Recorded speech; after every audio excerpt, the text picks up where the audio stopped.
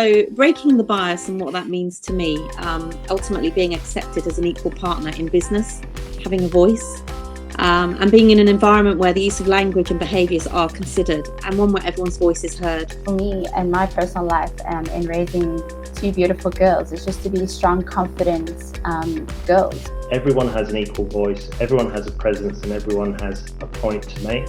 So for any of those male leaders, it's leading by that, making sure that, in particular in meetings, that you're ensuring that everyone has a voice and everyone has an ability to interact within that meeting. Girls are just as capable as boys, I feel.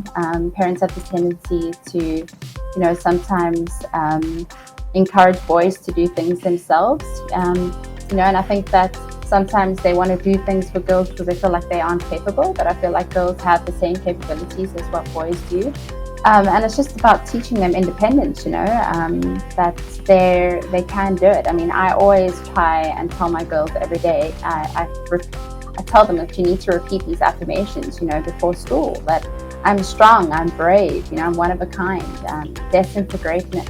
If we had more mentors, more women mentors that have been able to break that glass ceiling, that have paved the way, right? So if they could pull up other women, show them the way, mentor them, that would be awesome. Things have changed quite a lot.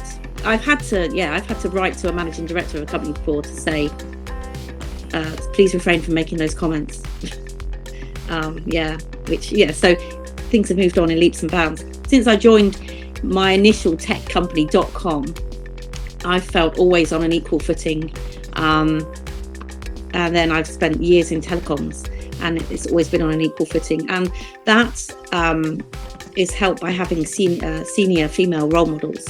And although it's still mainly head of HR, mainly head of marketing, head of comms, I see that mold is breaking a bit with more people, more women being promoted into, MD roles, COO roles, head of IT.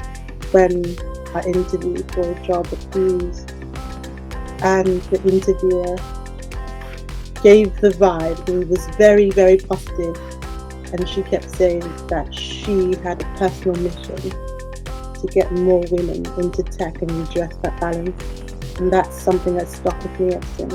Women have a different viewpoint, they bring that to the table, and I just think that collaboration only makes the business better, makes ideas more evolved.